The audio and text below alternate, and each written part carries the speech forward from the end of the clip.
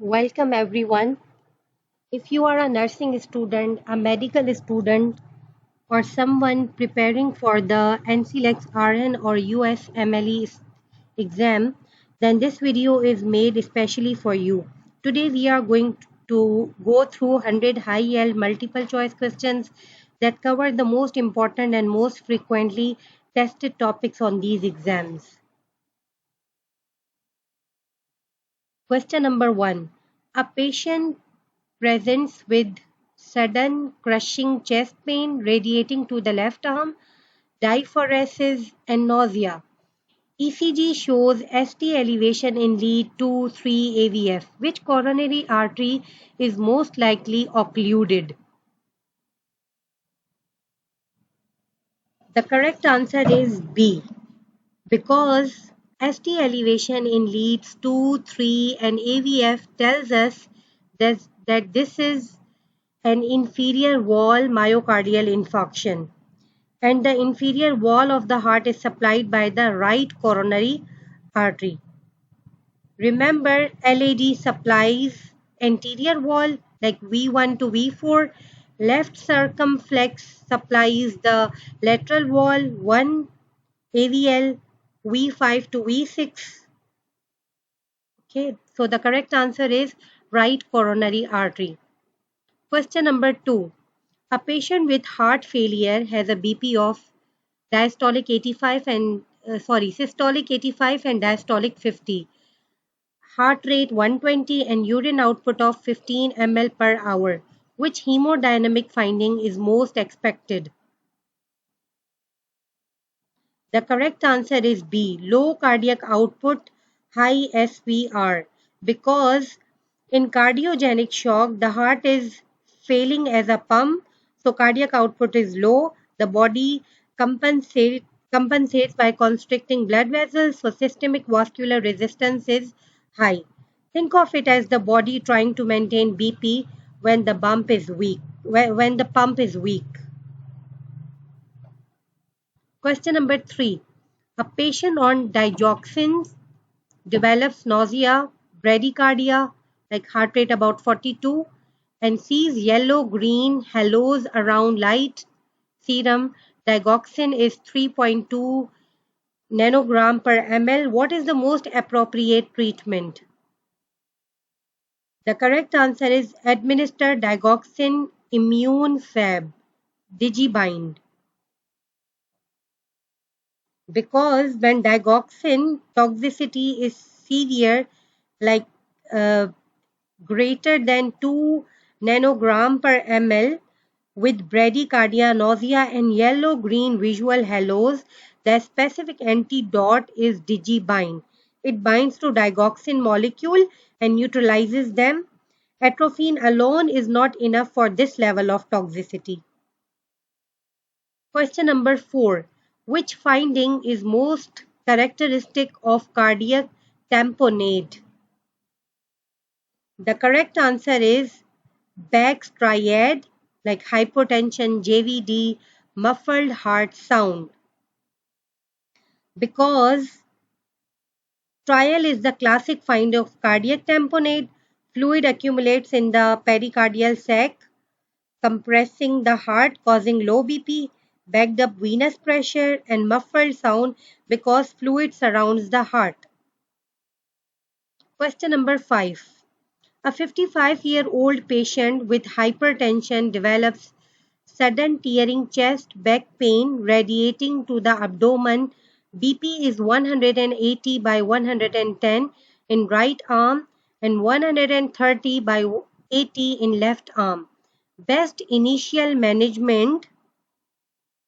The correct answer is IV labetalol to reduce heart rate and BP, emergent CT. Because the BP difference between arm pulse, tearing pain in the hallmark of aortic dissection, you must lower the heart rate and BP immediately with IV labetalol. Then confirm with CT angiography. Thrombocytoses are absolutely contraindicated. They would cause catastrophic bleeding. Question number 6. Which ECG change is most specific for hyperkalemia?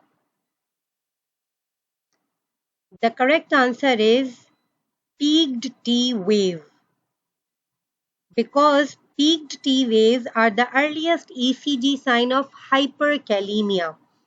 As potassium rises further, you get wide QRX complex, then a sine wave pattern, then ventricular fibrillation. U waves are the opposite. They indicate hypokalemia. Question number 7. A patient in atrial fibrillation with rapid ventricular response, heart rate about 150, and hemodynamic instability, what is the priority intervention? The correct answer is synchronized cardioversion, because this patient is hemodynamically unstable, and when AVF causes instability, you don't wait for medications. Synchronized cardioversion is the immediate treatment. Amiodarone and metoprolol are used for stable patients only. Question number 8. A patient post MI develops a holosystolic murmur at the left sternal border, hypotension and pulmonary edema 4 days later. Most likely diagnosis. The correct answer is ventricular septal defect, because a new holosystolic murmur at the left sternal border with sudden hemodynamic collapse 3 to 5 days after MI is classic for post-MI VSD. The infarcted septum ruptures. This is a mechanical complication requiring urgent surgery. Question number 9. Which diuretic is most appropriate for a patient with heart failure and hyperkalemia? The correct answer is furosemide, because it is a loop diuretic that wastes potassium, so it is safe in hyperkalemia. Spironolactone, amiloride, and triamcitrane are all potassium sparing, which would make hyperkalemia dangerously worse. Question number 10. A nurse notes a patient's rhythm, shows no BP waves, irregular RR intervals, and a ventricular rate of 110. The patient is alert and BP is 118/76. Best initial action is, the correct answer is assist patient and notify physician, because this is atrial fibrillation, no P waves, irregular rhythm, but the patient is stable. Your priority is patient assessment and notifying the physician. CPR and defibrillation are only for unstable pulseless patients. Question number 11. A patient with COPD has ABG, pH 7.32, partial pressure of carbon dioxide is 58, HCO3 is 30, partial pressure of oxygen is 55. How would you classify this ABG? The correct answer is respiratory acidosis with metabolic compensation, because pH is 7.32, it means this is acidosis, and partial pressure of carbon dioxide is high at 58. That tells us the lungs are the problem. So it is respiratory acidosis. The kidneys are compensating by retaining bicarb. This is a classic chronic COPD pattern.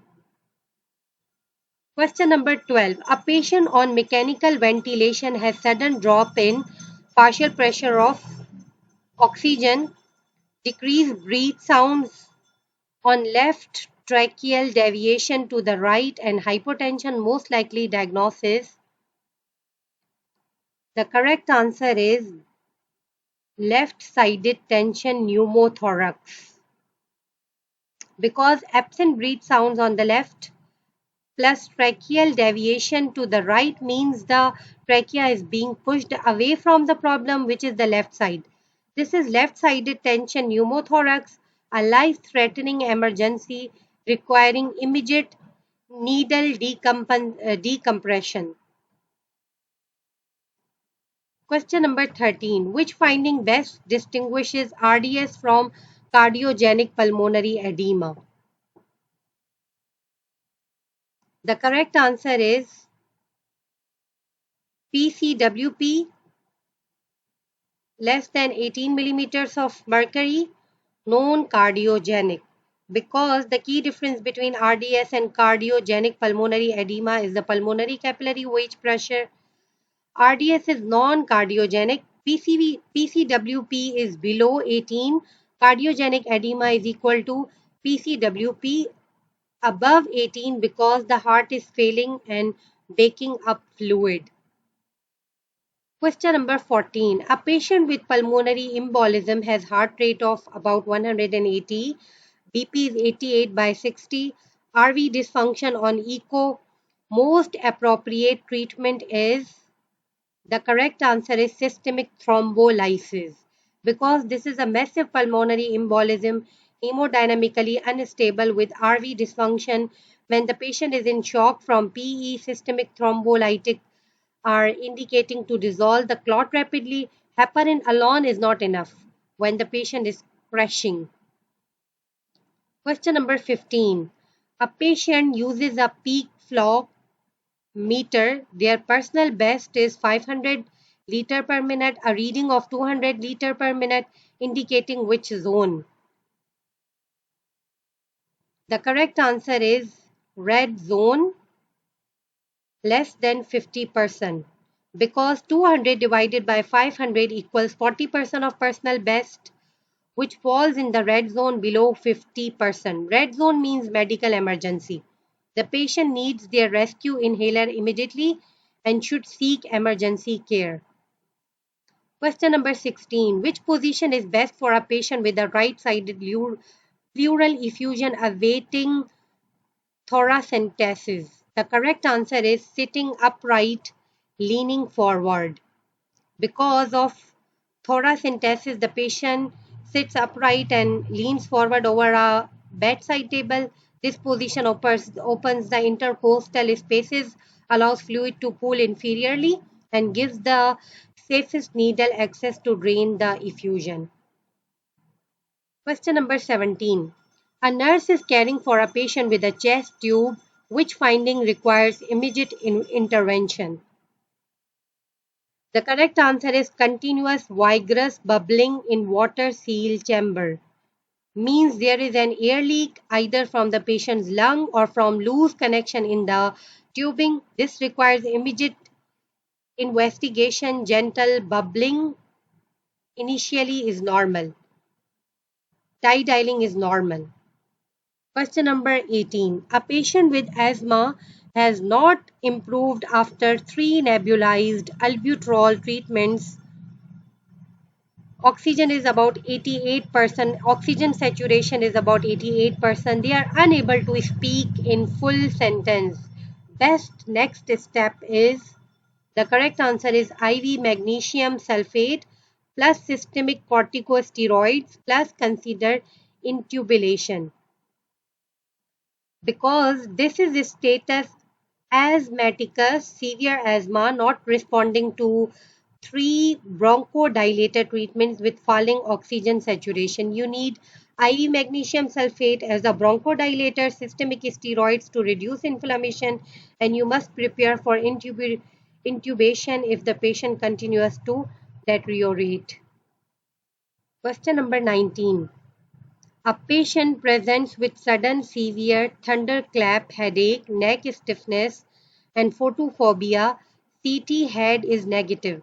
Next best step is, the correct answer is lumbar puncture for CSF analysis.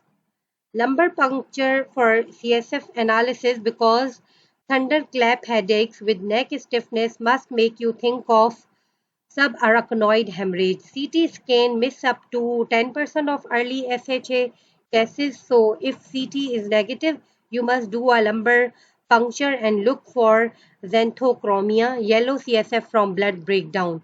Never send this patient home without an LPQ20 IV TPA within 4.5 hours. Question number 20. A stroke patient arrives at the ED. Last known well was 2 hours ago. CT shows no hemorrhage. BP is 160 by 90. Most appropriate treatment is. The correct answer is IV TPA within 4.5 hours of symptom onset.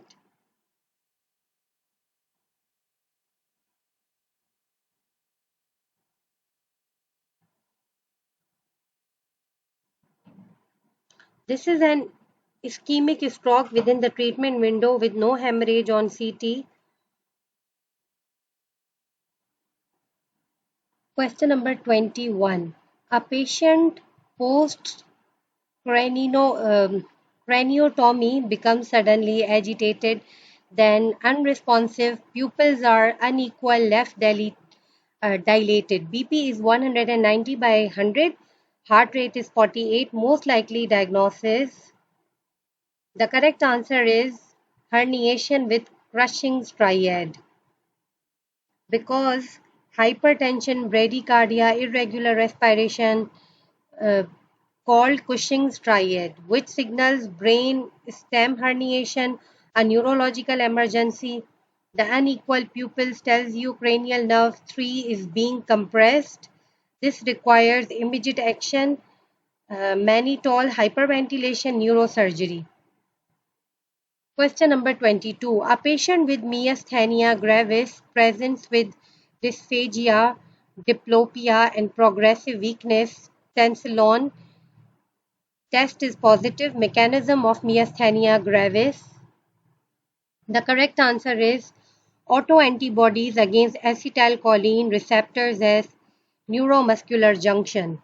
Because myasthenia gravis is caused by autoantibodies that destroy acetylcholine receptors at the neuromuscular junction. This prevents nerve signals from reaching muscles, causing fatigable weakness. The tension test worked because it blocks the enzyme that breaks down acetylcholine, temporarily improving muscle strength.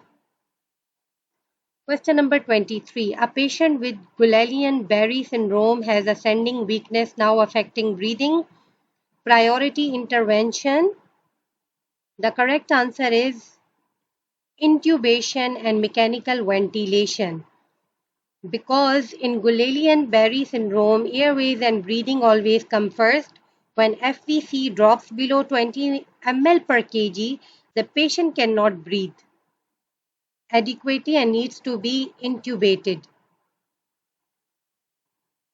Question number 24. Which CSF finding is most consistent with bacterial meningitis? The correct answer is cloudy CSF neutrophils, low glucose, high protein. Because bacterial meningitis gives you cloudy CSF filled with neutrophils, very low glucose. Viral meningitis gives clear CSF with lymphocytes and normal glucose. Xanthochromia with RBCs means subarachnoid hemorrhage. Question number 25. A patient seizes for 5 minutes in the ED. First line treatment for status epilepticus. The correct answer is IV lorazepam, which is also known as benzodiazepam. Because benzodiazepam are the first line treatment for status ep- epilepticus, lorazepam IV works quickly on GABA receptors to stop seizures. Phenytoin and phenobarbital are second line agents if benzone fail. If no IV cases, gives IM midazolam or rectal diazepam. Thank you for watching. We will discuss further question from 26 to 50 in our next part 2. Thank you.